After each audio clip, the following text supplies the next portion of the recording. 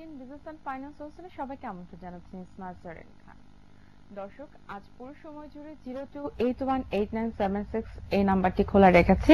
আপনারা চাইলে সরাসরি আমাদের সাথে টেলিফোনে কথা বলতে পারেন। আর যারা পুঁজিবাজারের সাথে সংশ্লিষ্ট রয়েছেন সকলেই জানেন, বিশ্ব পুঁজিবাজারে আমরা দেখেছি এই সপ্তাহে বেশ বড় রকমের ধস এসেছে এবং ইউরোপ আমেরিকার বাজারের সাথে সাথে চীনের বাজারেও আমরা দেখেছিলাম বেশ বড় ধরনের ক্রাইসিস ছিল। আর সেই ক্রাইসিস কাটিয়ে গতকালই আমরা দেখেছি এশিয়া এবং ইউরোপের বাজার খানিকটা ঘুরে দাঁড়িয়েছে। আর সেই সাথে চীনের বাজারে সুদের হার কমিয়ে দেওয়ার কারণে চীনের বাজারও খানিকটা ঘুরতে শুরু করেছে। তবে বিশ্ব বাজারে ধসের কারণে আমরা দেখেছি বাংলাদেশের পুঁজিবাজারেও বেশ বড় ধরনের প্রভাব পড়েছিল। তবে এই প্রভাবে সাধারণ বিনিয়োগকারীরা খানিকটা আতঙ্কিত ছিল। সাধারণ বিনিয়োগকারীদের আতঙ্কিত মনোভাব কাটাতে তড়িঘড়ি করে আইসিবির পক্ষ থেকে প্রায় 100 কোটি টাকার মতো বিনিয়োগ করা হয়েছিল বাজারে। এরপর আমরা দেখেছি যে বাজার আগের দিনের তুলনায় প্রায় 50 কোটি টাকা বাড়তি ছিল, যার কারণে বাজারের প্রভাব তেমন একটা আমরা দেখতে পারিনি। তবে এখনো বিশ্লেষক যারা রয়েছেন তারা মন্তব্য করেছেন যে আসলে কতদিন নাগাদ এই বিশ্ব মন্দার পরিবর্তন বাংলাদেশের পুঁজিবাজারে থাকবে সেটি এখন দেখার বিষয়। আমাদের সাথে আমরা অর্থনীতিবিদ, পুঁজিবাজার সংশ্লিষ্ট এবং ব্যাংকার তিন দিক থেকে তিনজন বিশ্লেষককে আমাদের অনুষ্ঠানে আমন্ত্রণ জানিয়েছি। শুরুতে পরিচয় করে দিচ্ছি এম আমানুল্লাহ, সাবেক চেয়ারম্যান মার্কেন্টাইল ব্যাংক লিমিটেড। আমাদের সাথে রয়েছেন আক্তার হোসেন সান্নামা, ব্যবস্থাপনা পরিচালক, ইউনিয়ন ক্যাপিটাল।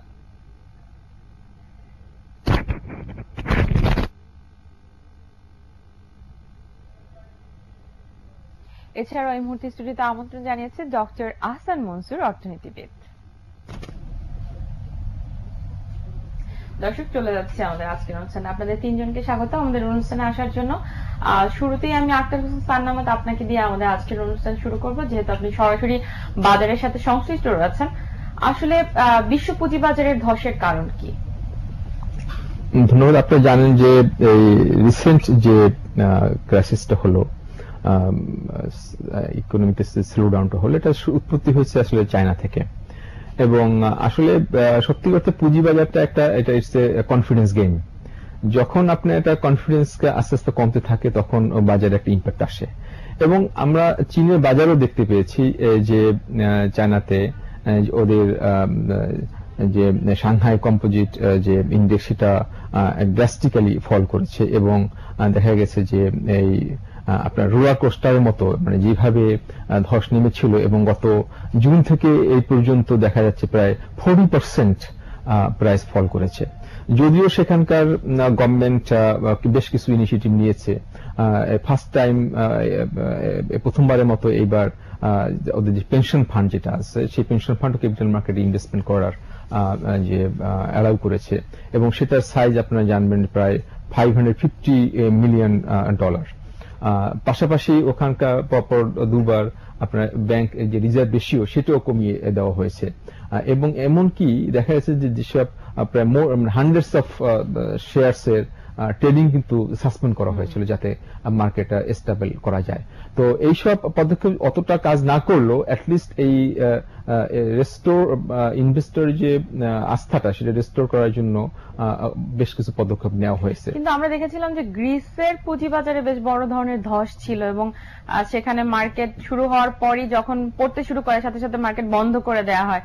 এরপরই আসলে ক্রাইসিসের মধ্যে পড়ে যায় চীনের বাজার এবং এরপর বিশ্ববাজারে একটা বড় ধরনের ক্রাইসিস শুরু হয়। আমার মনে হয় শুরুটা হয়েছিল গ্রিস থেকে, এরপরে কিন্তু পর্যায়ক্রমে যে বিষয়গুলো আমরা দেখেছি একটা আসলে বেসিক্যালি ওটা কান্ট্রিটা একটা মোটামুটি আপনি জানেন যে এটা একটা দেউলিয়া মতো কান্ট্রি, শুধু ওটা ইকোনমি গ্লোবাল ইকোনমিতে খুব একটা ইম্প্যাক্ট আসে এরকম বলা যাবে। বাট চায়না ইকোনমি যেহেতু সেকেন্ড লার্জেস্ট ইকোনমি, এই ইকোনমিতে যে কোনো একটা ইম্প্যাক্ট আসলে কিন্তু গ্লোবালি খুব ইম্প্যাক্ট পড়ে এবং ক্রাইসিসটা শুরু হয় বেসিক্যালি আপনার ওই ধরনের যদি আপনার যদি ক্রেডিট গ্রোথটা যদি স্লো হয়ে যায় এবং সেই কান্ট্রি যদি হেভিলি ইনডেটেড হয়, ডেট যদি বেশি থাকে এবং সেখানে যদি ক্রেডিট গ্রোথটা স্লো হয়ে যায় তখনই ক্রাইসিসটা কিন্তু কন্টিনিউ করে।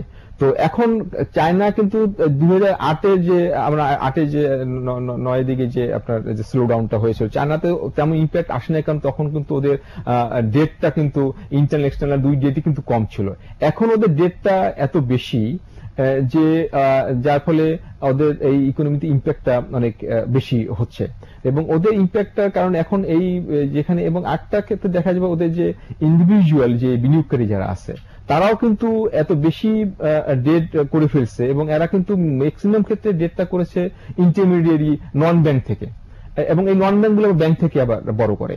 তো যার ফলে হয়েছে কি, এই মার্কেটে একটু এই যে গত আমি বললাম যে 3 মাসে যে 40% ফল করেছে, যার ফলে একটা ওখানে একটা পেনিকি একটা সিচুয়েশন তৈরি হয়েছে, যার ফলে এই পেনিকি থেকে কিন্তু গ্লোবাল সব জায়গাতে আপনি দেখেন, ইউএসএ বড় বড় 3টা মার্কেটও কিন্তু আপনার ডাউ জোন্স বলেন, নাসডাক বলেন, সব জায়গায় কিন্তু আপনার এই ইন্ডেক্স ফল করেছে, এবং এই ইন্ডিয়াতে বলেন, অন্যান্য কান্ট্রিতেও কিন্তু, মিডল ইস্টে বলেন, সেখানে কিন্তু এরকম বড় ধরনের ইম্প্যাক্ট আসছে। কিন্তু আমাদের সাথে একজন ব্যাংকার আছে, আমরা দেখছি যে চীনা মুদ্রা ইউনিয়নের মূল্য কমে যাওয়ার পরে কিন্তু একটা বড় ধরনের ইম্প্যাক্ট এসেছে, এবং তড়িঘড়ি করে গতকাল আমরা দেখেছিলাম যে সুদের হার কমিয়ে দেওয়া হয়েছে।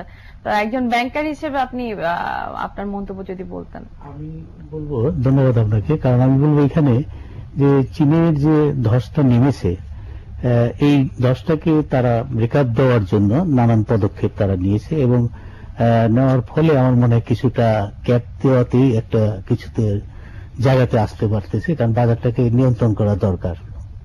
যা নাকি আপনারা দেখতে পাচ্ছেন যে আমার বাংলাদেশেও হয়তো কালকে আইসিবি 100 কোটি টাকা ইনভেস্ট করেছে। কি কারণে করেছে?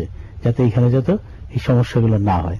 তো চীন এই ক্ষেত্রে এগুলো করেছে, কিন্তু সারা ওয়ার্ল্ডের যে অবস্থা এখন দাঁড়িয়েছে, তেলের দাম যেভাবে পড়ে গেছে বা অন্যান্য ইকোনমি যেভাবে ফল করছে, সেই ক্ষেত্রে চীনের এটা আমি মনে করি যতটুকু না হয়েছে, কিন্তু চীনের গ্রোথটা যদি দেখেন আপনার 2009 পর থেকে যে 130% মতো উপরে উঠে গেছিল, এটা কিন্তু এখন কমেছে কত, প্রায় 40% মতোই নাইলে করেছে, কিন্তু আরো তো কমতে পারতো, হয়তো কমে নেই, হয়তো যদি কিছু কমতেও পারে।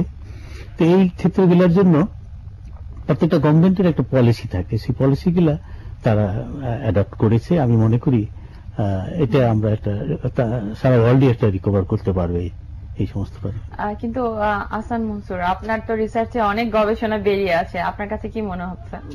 আমাদের তো চীন স্পেসিফিক বা গ্লোবাল স্পেসিফিক গবেষণা না, কিন্তু যেটা বিশ্লেষকদের বিভিন্ন আলোচনা থেকে উঠে আসে বা লেখা থেকে উঠে আসে, সেটা হচ্ছে যে চীনের ইকোনমি অলরেডি একটা স্লো ডাউন টেন্ডেন্সি ছিল, কিন্তু অ্যাট দ্য সেম টাইম চীনের স্টক মার্কেটটা ছিল একটা সাংঘাতিক বুলিশ একটা অ্যাটমসফিয়ার, এবং এটার মধ্যে একটা অসঙ্গতি, ইকোনমি উইক হয়ে যাচ্ছে কিন্তু স্টক মার্কেট বুলিশ ছিল। Stock market bull market was running, 130% প্রবৃদ্ধি হয়েছে ভ্যালুয়েশনে, সেটা তো একটা আনসাস্টেনেবল ব্যালেন্স ছিল না, ইমব্যালেন্স ইনহেরেন্টলি চলে আসছে এখানে। সো কারেকশন শুধু না, correction was overdue in that market, এবং নর্মালি যখন কারেকশন হয়, কারেকশনটাও আবার ওভারশুট করে, আমরা যেটাকে বলি ইকোনমিক্সে ওভারশুট করে, অর্থাৎ যতটুকু কারেকশনের প্রয়োজন তার সাথে বেশি কারেকশন হয়, এবং এটাই নর্মাল। বাংলাদেশেও আমরা দেখেছি সেটা ৩৯০০ বা ৩৫০০ নেমে এসেছিল ৯ থেকে। আমরা যদি মিডল ইস্টের মার্কেটে দেখি একই অবস্থা। চাইনিজের আজকেরটা যদি আমরা দেখি, যখন 7200 হয়েছিল চাইনিজ ইন্ডেক্স, এখনো যেটা যায় নাই, সেখান থেকে তারা কমে 2200 নেমে আসছিল, ওই যখন 2008-এর কারেকশনটা হলো। তো চাইনিজ মার্কেট আর বাংলাদেশের মার্কেটের মধ্যে কিছুটা মিলও আছে, it's more retail trade driven. Retail trade যখন রিটেলাররা যখন মার্কেটে থাকে, মার্কেট ভোলাটিলিটি বেশি হয়, মার্কেটে হার্ড মেন্টালিটিটা আসে, এবং চাইনিজ মার্কেটে সেটা সাংঘাতিক ভাবে আছে। চাইনিজ মার্কেটে 85% হচ্ছে রিটেলার্স ড্রিভেন, আর 15% হচ্ছে ফর্মাল সেক্টর। বাংলাদেশে যেটা 3%-এর মতো বা তার একটু নিচে, ভারতে এটা আমাদের চাইতে অনেক বেশি। চায়নার চাইতেও কিন্তু ভারতে ইনস্টিটিউশনাল ইনভেস্টরের সংখ্যা বেশি, আর ইনস্টিটিউশনাল ইনভেস্টরের অ্যাবসেন্সটাও একটা বিরাট রোল প্লে করেছে এই upswing and the sudden drop. এবং পরপর দুইবার একটা এত বড় একটা ইকোনমি চায়না, এখানে পরপর দুইবার একই দশকে, ইন দ্য সেম ডিকেড, 10 বছর হয়নি। নর্মালি স্টক মার্কেট ডিবেকলস হয় 20 বছর পরে। 1987 সালে এ ধরনের একটি ধস, কিন্তু না, 7 সালে হয়েছে তো চায়নাতে, সেই জন্য বলা যে 10 বছরও না, বড় ধরনের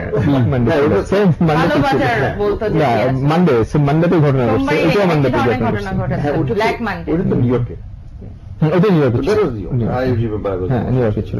So that is separate story, and that is the scale of things, volume of মানে amount of resource involved, unprecedented. এখন একদিনে they lost, না মানে global economy lost $3 trillion, unbelievable amount of money lost, যেটা বাংলাদেশের জিডিপি আমি বলবো যে আমাদের জিডিপি হচ্ছে 200 বিলিয়ন, আমাদের প্রায় 15 গুণ বেশি লস হয়েছে একদিনে।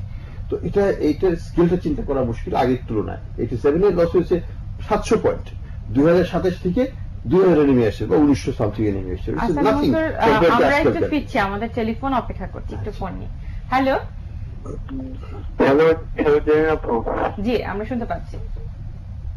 আমি মেনন বলতেছি মৌলভীবাজার থেকে। জি, মানে আমার প্রশ্নটা হচ্ছে দেশে তো মানে ওয়ার্ল্ডে পুঁজিবাজারে যখন মানে ক্রাইসিস দেখা যায় তখন বাংলাদেশেও ক্রাইসিস দেখা যায়।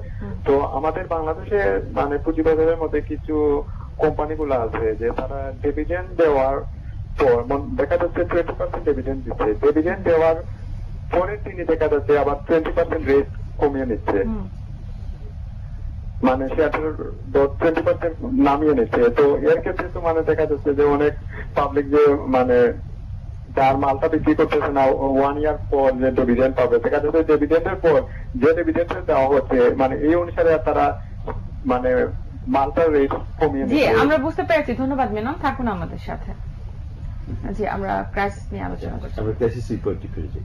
দেখেন চাইনিজ মার্কেটে এখানেও দেখেন একটা জিনিস, Chinese government is trying to stop এই স্নোবল এফেক্ট, যেটা ডিক্লাইনিং এফেক্ট, কিন্তু সাকসেসফুল হচ্ছে না।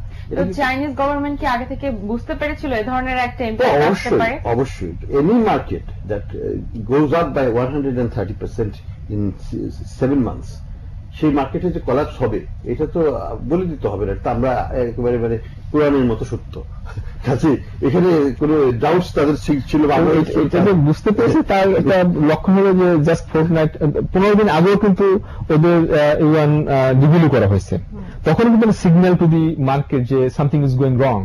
যদিও চায়না একটু ডিফিকাল্ট, মিডিয়ার পক্ষে সবকিছু ঘটে যাওয়ার পরেই জানতে পারে, আগে থেকে জানা খুব ডিফিকাল্ট, বাট এই যে ডিভ্যালু করলো কারেন্সি, এটাও কিন্তু একটা সিগন্যাল যে হোয়াট ইজ গোয়িং রং। সবাই একটু অ্যালার্ট ছিল কি হতে যাচ্ছে, তারপর কিন্তু আস্তে আস্তে এটা কিন্তু এটা মনসুর সাহেব যেটা বলতেছিলেন যে আসলে যে এই যে ওখানে কিন্তু ম্যানুফ্যাকচারিং 2008 থেকে এটা কিন্তু আস্তে আস্তে সিঙ্কিং কমে যাচ্ছে, হোয়ারাস ক্যাপিটাল মার্কেটে কিন্তু ইজ বুমিং, লাইক এই গত 8 মাসে 140% যেখানে গ্রোথ হয়েছে, সেটা তো আনইউজুয়াল, যে অপোজিট ডিরেকশনস এটার সাথে ইকোনমির সাথে। তার মানে হলো যে এইখানে যে ছোট বিনিয়োগকারীরা, এই যে আমি আগে বললাম যে এই ইন্টারমিডিয়েট কাছ থেকে লোন নিয়ে খুব কুইক বড় লোক হওয়ার জন্য, যে বাংলাদেশও একসময় ঘটেছিল, ওরা সেম ঘটনা কিন্তু ওখানে ঘটেছে, এবং তারা খুব কুইক মানি আর্ন করার জন্য ওখানে লোন নিয়ে ইনভেস্ট করেছে, যার ফলে ওখানে একটা বাবল তৈরি হয়েছে। এবং যখন এই আপনার ওখানে এই আপনি যেটা বলেন যে প্রোডাকশন কমে গেছে, বিনিয়োগ কমে গেছে, তারপর ইকোনমিক স্লো ডাউনের কারণে, তারপরে আপনার ফুয়েলের দাম পড়ে যাওয়ার কারণে, সবকিছু মিলিয়ে কিন্তু তখন আসলে এই ক্যাপিটাল মার্কেটের পরবর্তীতে ইম্প্যাক্টটা চলে আসে। এবং আমরা যদিও জানি যে চায়না একটা আমাদের এশিয়ান একটা ইঞ্জিন বলা হয়, যে ওদের ইকোনমি এবং সেকেন্ড লার্জেস্ট একটা ইকোনমিক্যালি স্ট্রং কান্ট্রি, কিন্তু যার কারণে এত বড় কান্ট্রি ইকোনমি স্ট্রং হওয়ার কারণে কিন্তু যে কোনো রকম শক কিন্তু গ্লোবালি এটা পড়বেই। তো সবচেয়ে বড় এই হলো যে চায়না কিন্তু ওদের জন্য দেয়ার ইঞ্জিন। আমরা যারা বেসিক্যালি আমরা যেটা বলবো যে চায়না এক্সপোর্ট কিন্তু ইম্পোর্টের চেয়ে বেশি, এক্সপোর্টটাই বেশি, যার ফলে হয় কি একটা ইঞ্জিন হতে হলে তাকে অবশ্যই ইম্পোর্ট করতে হয় বেশি, কারণ ইম্পোর্ট বেশি হলে হবে কি অন্য দেশের জন্য একটা বিজনেস ক্ষেত্র তৈরি হয়, তারা এক্সপোর্ট করতে পারে তাদের। কিন্তু যেহেতু চায়না এক্সপোর্ট বেশি, সুতরাং ওরা আসলে বেসিক্যালি তাদেরকে আমি ওয়াগন বলবো, বলা ঠিক হবে না। তো সুতরাং এখানে যেটা হচ্ছে, আমি মনে করি চায়নার যদি এই মুহূর্তে ম্যানুফ্যাকচারিং সেক্টরটা উইক হয়ে যায়, তাহলে ডিমান্ড ফর র মেটেরিয়ালস বাইরে থেকে যারা ইম্পোর্ট করতো, নর্থ আমেরিকা থেকে, বিভিন্ন জায়গা থেকে, মালয়েশিয়া, ইন্দোনেশিয়া, বিভিন্ন জায়গা থেকে তারা যে ম্যাটেরিয়ালগুলো ইম্পোর্ট করতো, এখানে ডিমান্ডটা কিন্তু আস্তে আস্তে কমে যাবে, তারপলে অন্যান্য কান্ট্রি কিন্তু ইকোনমি আস্তে আস্তে উইক হয়ে যাবে, দুর্বল হয়ে যাবে। আমরা একটু টেলিফোনে যাচ্ছি, আবার ফিরছি। হ্যালো।